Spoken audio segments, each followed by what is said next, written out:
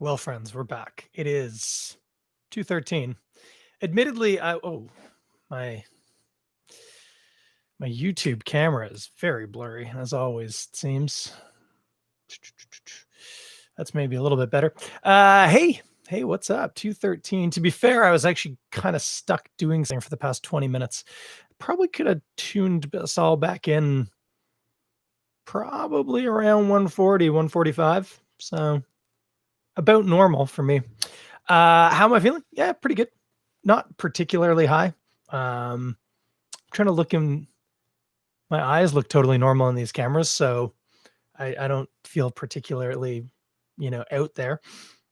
Definitely a little a little high. Like I feel pretty chilled out right now. Uh Mouth is fine, no cotton mouth. Not particularly hungry, just pretty relaxed. Headache's gone. There's one for you. I had a headache. I think I slept on my neck awkwardly.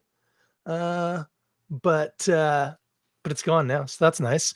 But this is good. I mean, obviously, I'm not going to condone doing anything important when you're on any kind of an intoxicant. Um, but like my kids are going to be home from school in hour and 15 minutes.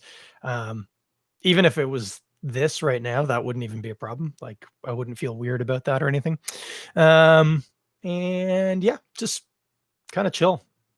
More than I would typically be at 2:15 PM on a Friday, but, just nice. Yeah, not bonkers. The husband of the couple who gave this to me had said, "Yeah, you might find that you might wanna top it up with a little something, depending on how hard you wanna go," and that's pretty accurate. This is just pleasant, just really mellow and chill. So and this was the Tweed. I'm just realizing for people on Instagram and YouTube who maybe didn't know that I did this earlier, instead of a beer today, we had a go at this Tweed Bakerstreet and Ginger THC infused beverage, which you can get at, like I said, Fire and Flower dispensary. I'm sure a lot of other places. Tweed's one of the big companies, so OCS. I don't know if OCS does the drinks and stuff yet, but if they do, they probably have it. And I use Sessions a lot up the way just because it's close to my house. So places like that, they're gonna have it. Recapping, if you missed the last time, it's ginger ale, nice gingery taste, sweet, but there was definitely a taste of the distillate, which I say but I said it's nice, but it doesn't make it unattractive, but it's notable, like it's in there. Erica had a sip of it and went, yeah, she said it tastes like ginger ale. And I said, do you get that kind of resiny, piney, almost junipery taste? Yeah, I guess it's in there. But so there you go. It's not wildly prevalent anyway. I'm not feeling particularly goofy right now. I am glancing out the window a lot. I could also just be overthinking this, but anyway, that was a fun little day trip.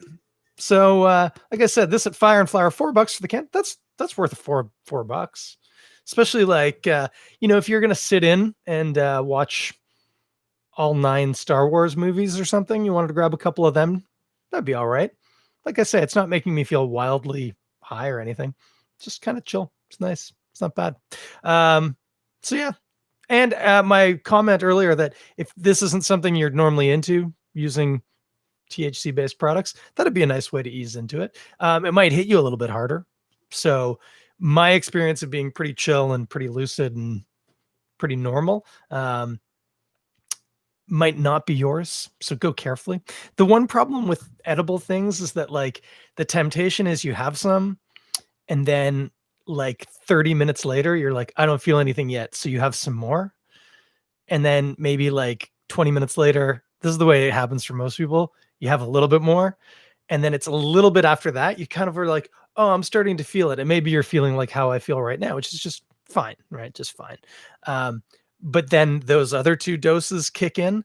And do you remember the story of the cops who naughty nicked some edibles from some bust they did, and they took them, and one ended up locking themselves in their cruiser, and the other had to be fished out of a nearby tree that they'd climbed, because for some people, paranoia is a very real thing. So we should also discuss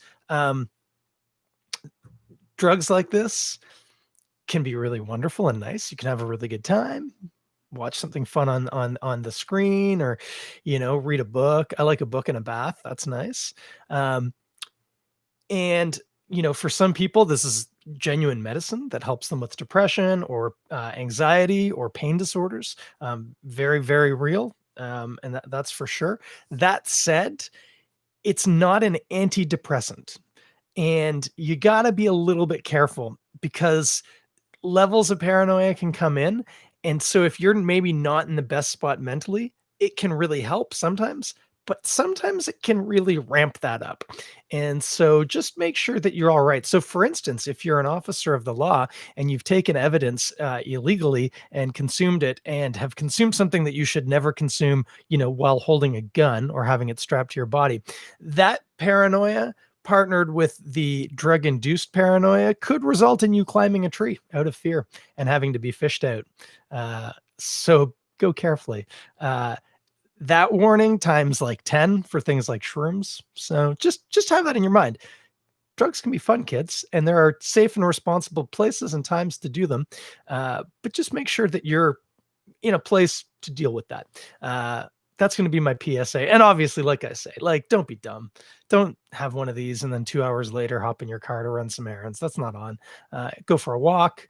Even if you want to ride your bike, be safe, but don't do anything stupid. Don't try and I'm not going to go down to my shop now and fire up, a power tool and work on a guitar. I'm going to go to the couch and pop on some YouTube, wait for the kids to get home. So PSA done. Hey, if you liked that, maybe we could do this again sometime, especially while I'm still off.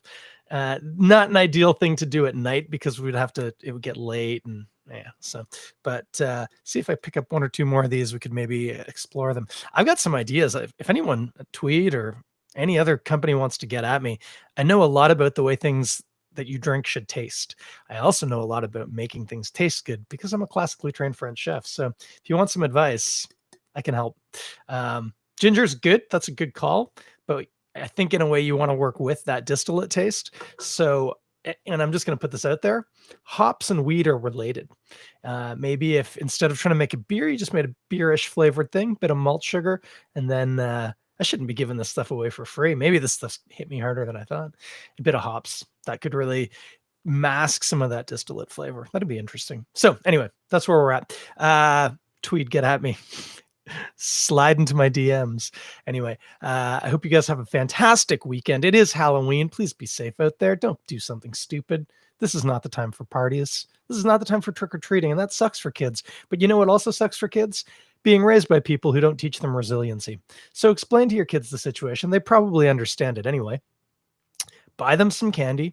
We're having our Bubble family friends over, and we're going to hide candies around the house like an Easter egg hunt. And the kids are going to go find it, and then they can eat candy, and they're going to have their costumes on. And we're doing a little street parade out down to the boardwalk when the moon rises because it's a full moon, guys. It's going to be crazy on Saturday tomorrow, and the kids are going to howl at the moon. And then somebody set up sort of a haunted foresty area at Little Parkette where the kids can socially distantly, safely go through and have a little tour, which will be fun. It sounds like a safe way of doing it, but please, no parties of 60 people sweating and breathing all over each other. That's just not acceptable. We know better, guys. Anyway, other than that, I'll be back on Monday with a beer for sure.